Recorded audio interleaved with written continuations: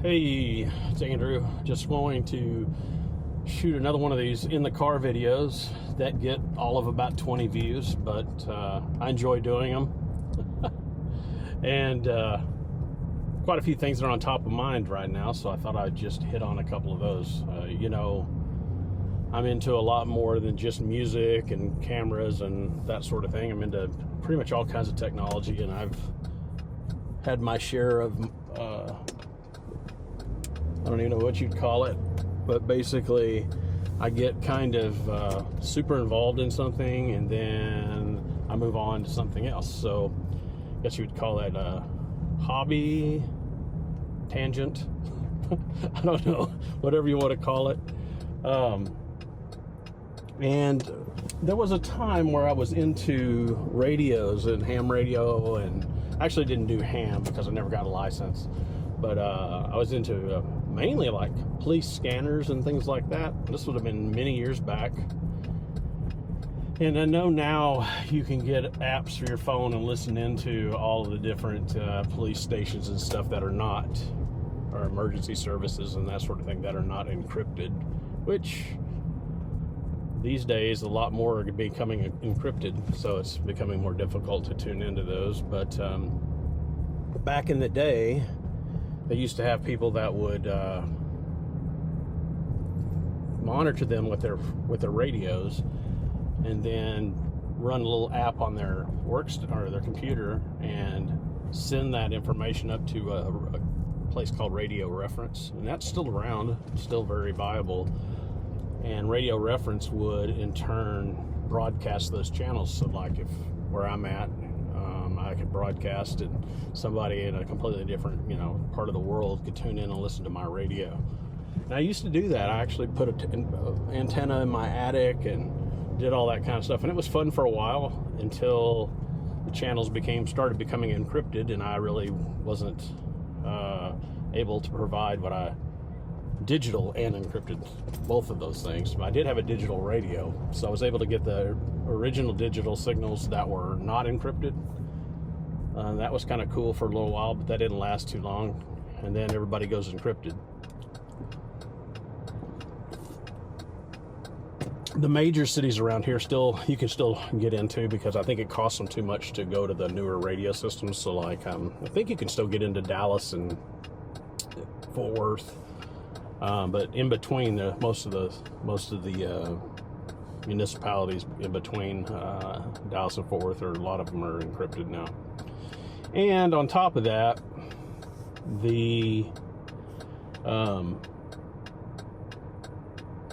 I don't know how to. Basically, it became a lot easier, or it became saturated, and there's apps on the phones now to listen in, and it just became more of a hassle than it was worthwhile after a certain point. The channels that I was really interested in, like I said, went encrypted, so I wasn't really able to listen to them. So when something would happen nearby, I didn't really know anything unless I looked online, and those are like an hour or 2 hours behind.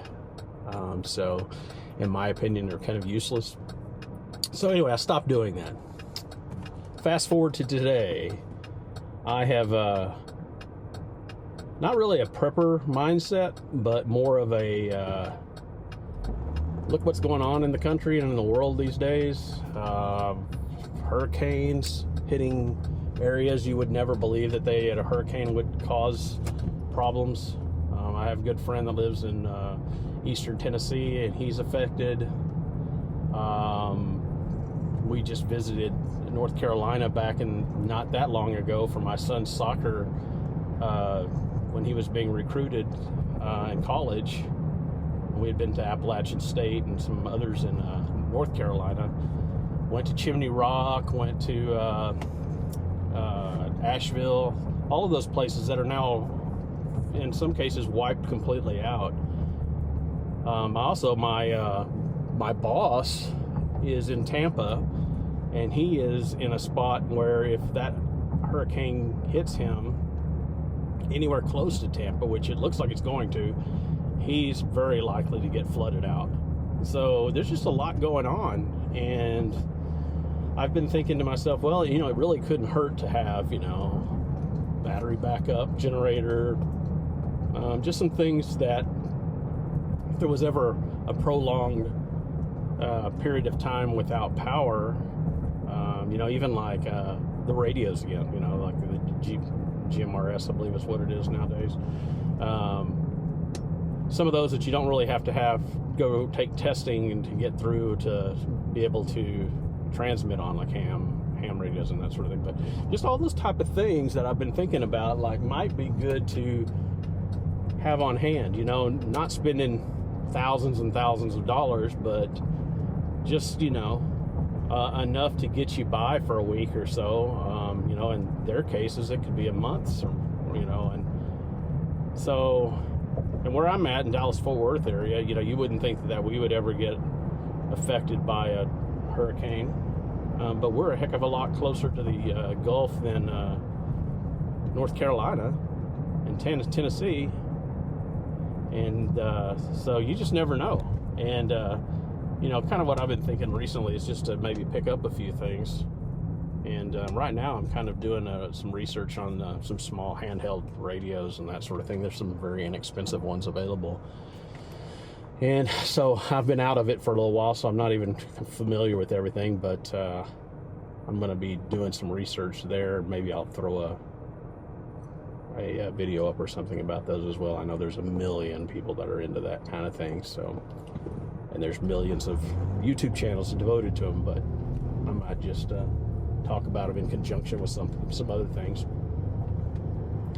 The one thing I did do this past week is I picked up a battery power station, and I originally, when I first started doing it or researching it and preparing to buy one, I was thinking to myself, mainly for camping purposes. I haven't been camping since my kids were Boy Scout and that sort of thing, but I've kind of decided I kind of want to get out and do that again. And I was thinking, I watch all these people van lifing and doing all these things, and the more I look at it, the more I talk to people and friends of mine, I just need to, just looking at it from a camping perspective, weekend camping and that sort of thing. So I wasn't looking for anything that's going to sustain me for indefinitely, like some of the people that live out of their vans or live out of their campers or that sort of thing. So I went with something medium line, and I got a pretty good deal on it. I bought a EcoFlow Delta 3 Plus, and I got a solar panel with it as well.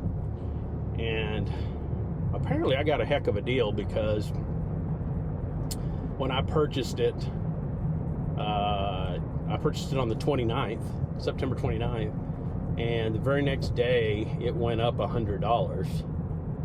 And people, and of course there's ads out, I think right now, for whatever reason, all of the manufacturers that are dealing in batteries are just running sales and going crazy. And I think there's a lot of people that probably are having the same thoughts that I have about, like, making sure you have something just in case. And so everything went up like $100, and they're selling that same package that I bought, but with last year's model, for the same price as I paid for my brand new one that was just released and just started shipping in the last week and a half or so. And I received it, and it's pretty darn cool. It's much smaller than I expected. It's smaller than like a tower for a PC. I mean, it's actually smaller than that, or really close to the same size, which is surprising to me. I really expected it to be much more bulky, and it's just not. It's a little over 1,000 watt hours, and it comes with some quite a few cool things. I've learned quite a bit about solar power and about how watt hours are calculated and taken care of, and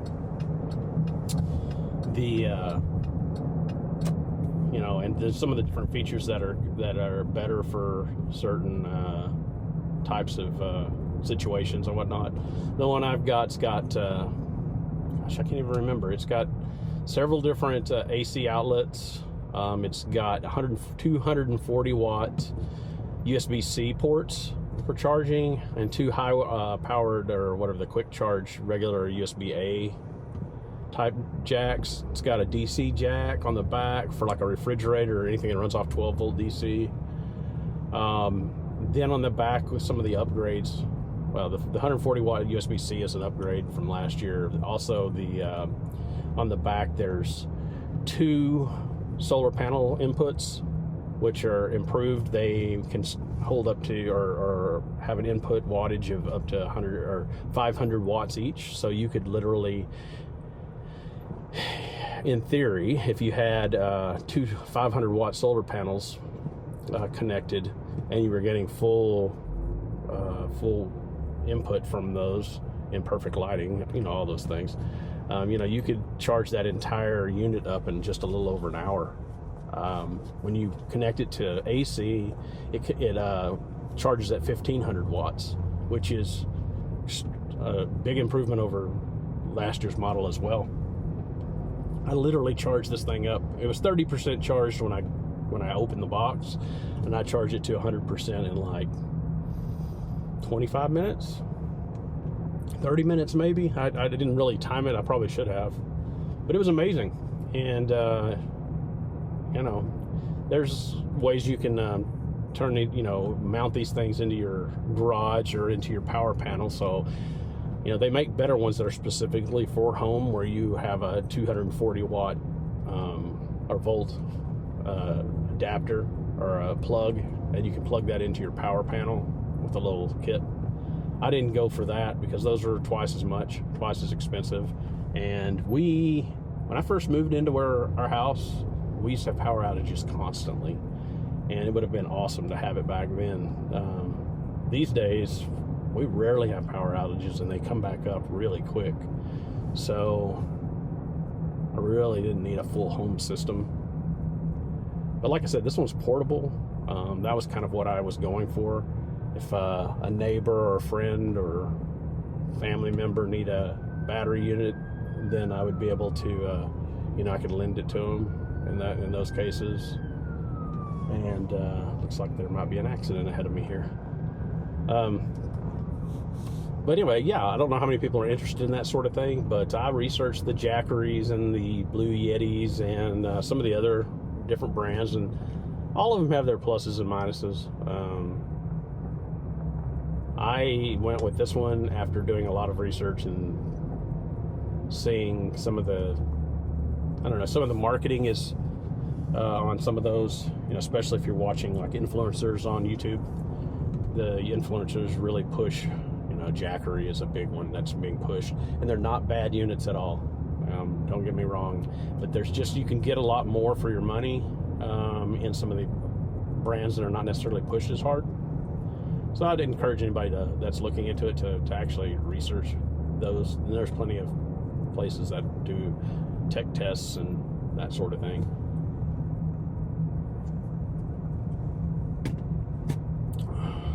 But that's just one of the things. I bought a cot, and I bought a propane butane dual fuel thing to cook on, a little stove, and what else? Battery operated fan that actually got like a 20,000 milliwatt hour or milliamp, whatever. And I've tested it, and it will run for like 2 days straight, almost, seems like. So that would be perfect for overnight. And it will also charge your phone and that sort of thing if necessary. Just lots of little gadget things that are, $20, $25 here and there. And it's what I've been doing, but I'm actually researching a little bit more on like what do you need in case of emergencies. And that kind of just hit me in the last day or so, and so I've started kind of researching the radios are a good one. I haven't tested, and I'm interested to see how like the iPhone with the satellite transmissions, I know that's kind of beta right now, and I just don't know how well that works and how reliable that would be in a big outage. But I was thinking to myself, well, if you had that and that was very reliable, and you had a power source to keep your phone charged, that could almost substitute an analog radio or a digital radio. But at the same time, not everybody's going to have a phone that is capable of receiving during an outage. So you might want to have both available. So that's where I'm going to go with. I'm actually trying to research the best for my situation. I don't mind paying the $35 for the license. I think it's a 10-year license. I think that's GMRS. Don't quote me on that. I'm still trying to learn all that stuff again. And that just gives you the ability to transmit on those channels. You can always listen in. You can listen in on ham radio. You can do anything as long as you don't transmit over them. And it's funny because the price of these radios, there's one in particular that people make fun of, but it's very ubiquitous in the fact that everybody has one that's into radios. Pretty much everybody has one, even though they poo-poo it. And it's like a Baofeng, like a UV5R or something like that. I believe that's what the model number is. Those things, you can get them for like $16, $17, anywhere up to $30, depending upon what kind if you get a little bundle or whatever. You can buy several of them and give them to your neighbors and friends and family, if you wanted to have them pre-programmed to communicate with each other for little to nothing. And from what I understand, you can actually go into the firmware or whatever and actually increase the bands that you can listen in on. So I don't know how legal that is, but as long as you're listening and not broadcasting over them, I don't think it's illegal at all. It's the broadcasting part that's always a problem, which is understandable. But anyway, that's one of the ones I'm looking at, and I think I'm going to probably grab one of those regardless if it's the one I ultimately end up using or not, just to kind of mess around with. Me and my gadgets, I've got to mess around with it and see how that works. I have some older radios that I still have. I'm considering breaking back out just to listen to, just to see. They don't broadcast though. They're strictly police scanners. So, oops, sun right in my face. That's kind of some of the things I've been looking at. I'm sitting here in traffic again, and I'm not sure how long I'm going to make this video, but there's just quite a few little things that I was looking at. Food prep, having some of that available. Rice and beans and canned foods and water. There's a lot of interesting things. You can kind of depending upon what you think about them, but you can see some of these prepping sites that that go way into the weeds on some of this stuff. And granted, it's crazy when you just first look at it. It's like, good gosh, what you're prepping for a nuclear war or a rebellion or something. I can see where all the things that you're talking about can be relevant, but I guess you have to choose what level of preparedness you want to be at. For me, at this point in time, I just would like to be able to not have to completely panic if there is a citywide or a countywide outage or that sort of thing. I do have family in different cities around, so I could always go to them. But if it was, one of those situations like in North Carolina where you couldn't actually get out, I can't see that happening in my area, but, it's one of those things. And then also, it's, you want to be able to help your neighbor as well. So if something happened and they weren't prepared, and you might be able to help out in some way. But anyway, I'm trying to think if there's anything else that I've been looking at lately. This one's completely different. I haven't spoke about a camera, and I haven't spoke about music, sports. This is all something a little bit different. Still on the tech side though, right? So anyway, I guess I'll let you go. I just wanted to make a quick video, and I thought this was something that might be interesting. It's definitely timely, and I'm going to keep an eye out and make sure that my friends in those affected areas are okay, and keep everybody in your prayers, please. I'll talk to you later. Bye.